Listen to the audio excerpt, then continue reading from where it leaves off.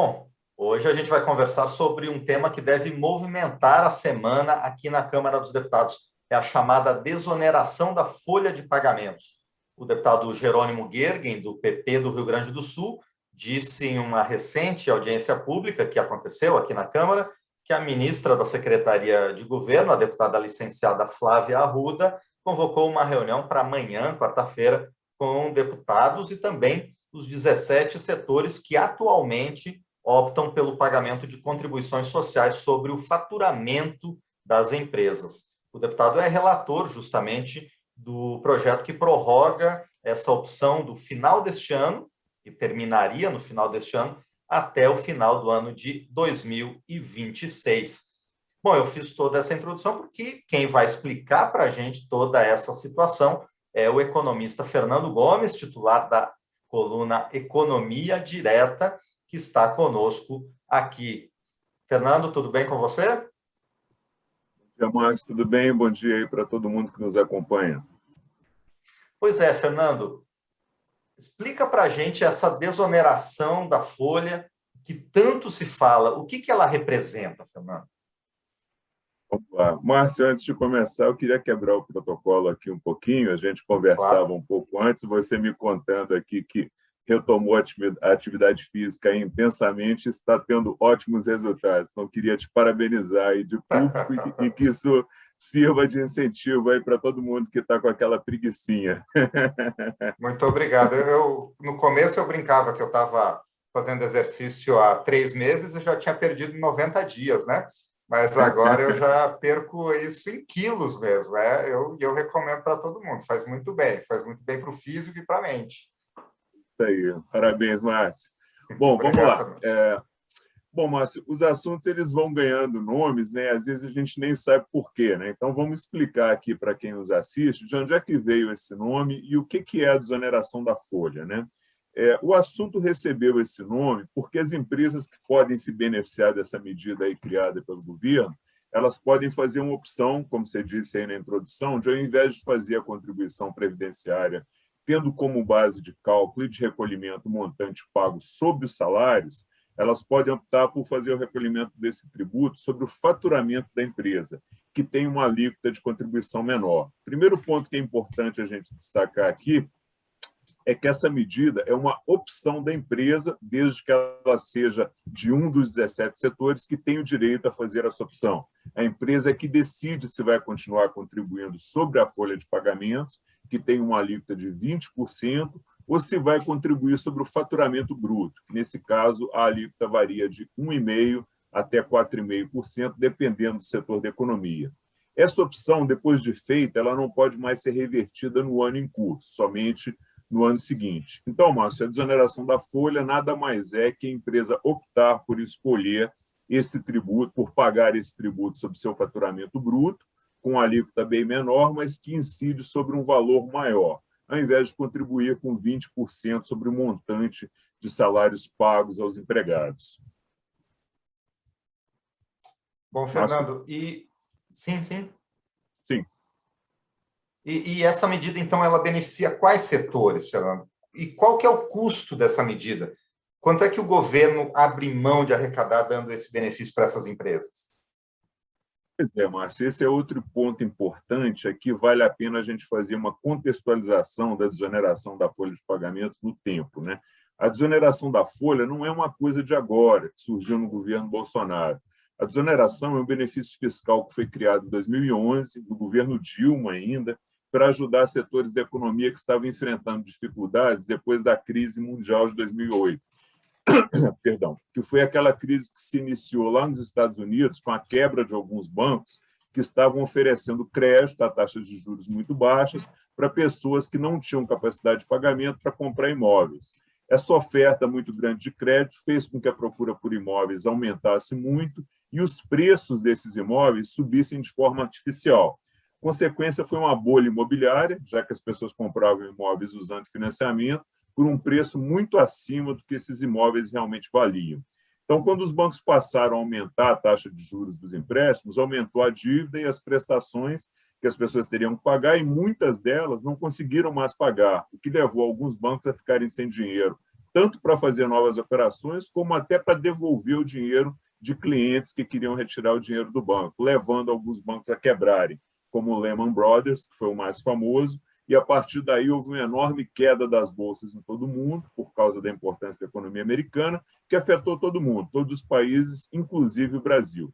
E tudo isso deixou muitas empresas aqui em dificuldades. Então, uma das formas que o governo encontrou para socorrer essas empresas foi exatamente a desoneração da folha.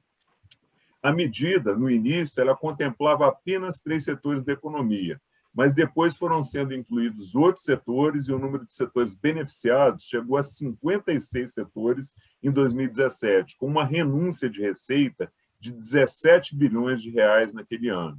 Aí, de 2017 em diante, começou a se adotar uma política inversa, diferente em relação à medida. Foram sendo retirados setores que poderiam ter o benefício e, atualmente, os setores beneficiários são 17.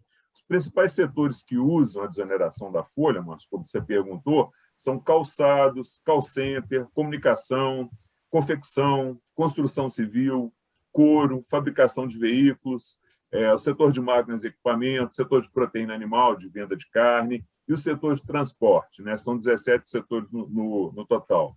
Falando em custo, qual o custo dessa desoneração para os cofres públicos? Quanto é que a União deixa de arrecadar para conceder esse benefício a esses setores? São 10 bilhões de reais por ano. 10 bilhões, Márcio. Esse foi o valor que o governo abriu mão em 2020 e é o valor previsto para 2021. Então, esses 17 setores têm para terem essa redução no pagamento do tributo, a renúncia de receita da União é de 10 bilhões ao ano.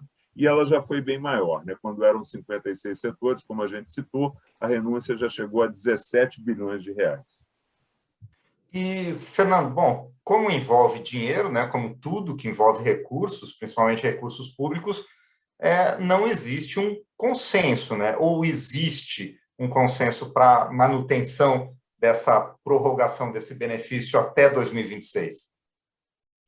Pois é, Márcio, essa é uma pergunta difícil, como a gente sempre tenta fazer aqui. Eu vou trazer os argumentos favoráveis à medida, trazer os argumentos contrários, o que já prova que não há consenso, e vamos deixar essa reflexão aí para que quem nos acompanha possa fazer. Mas eu já te adianto que não há esse consenso, até pela complexidade da medida.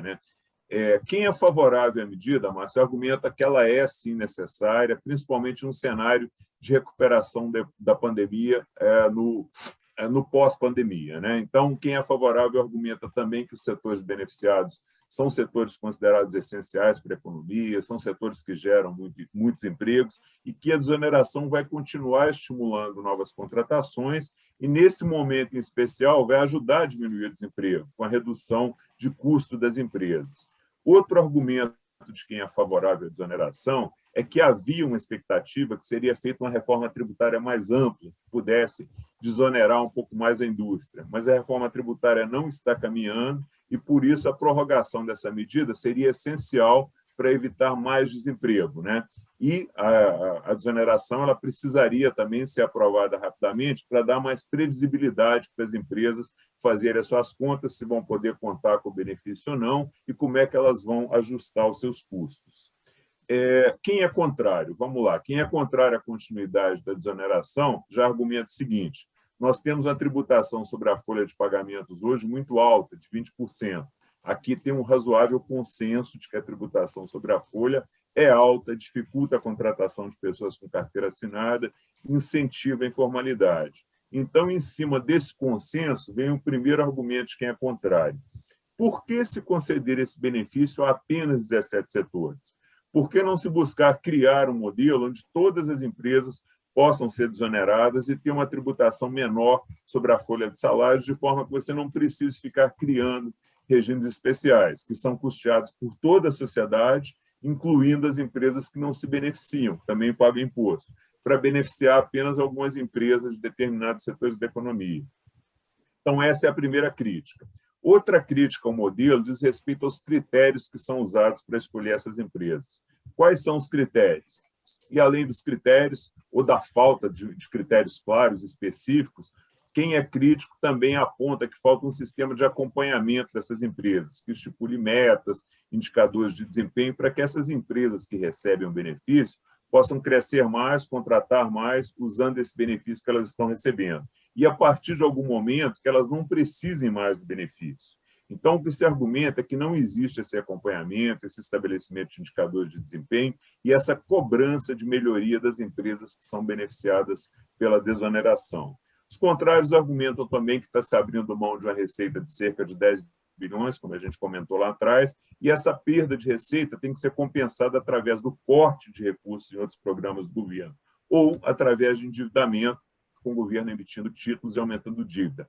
Logo, esses recursos eles deveriam ser usados de forma a beneficiar a economia e todos os setores da economia como um todo, e não apenas algumas empresas sem a devida contrapartida.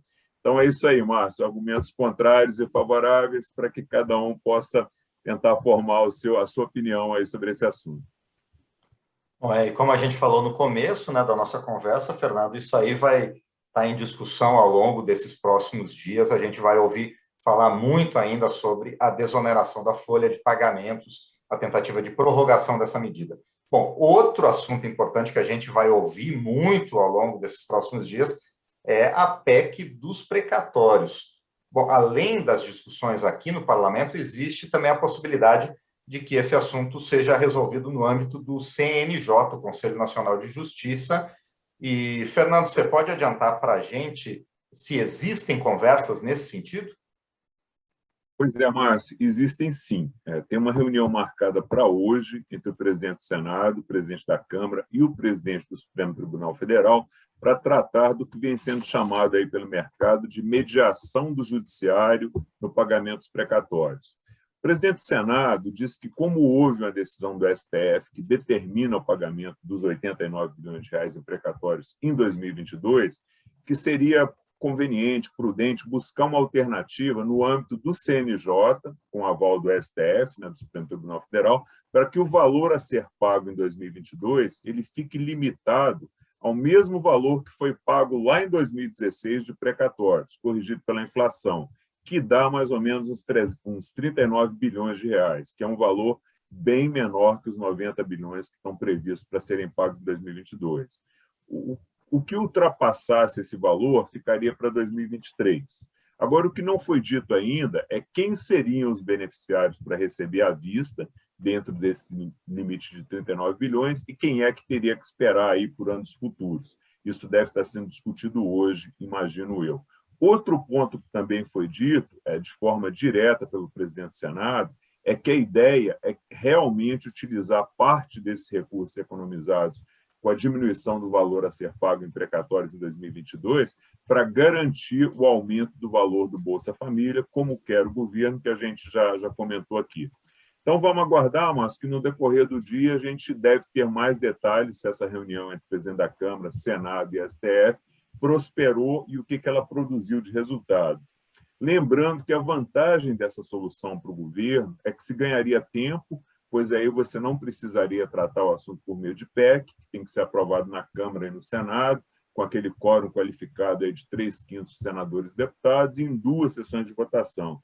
E mais ainda, Márcio, você tira a possibilidade de recurso na Justiça contra o parcelamento do pagamento, já que a decisão vai vir da própria Justiça.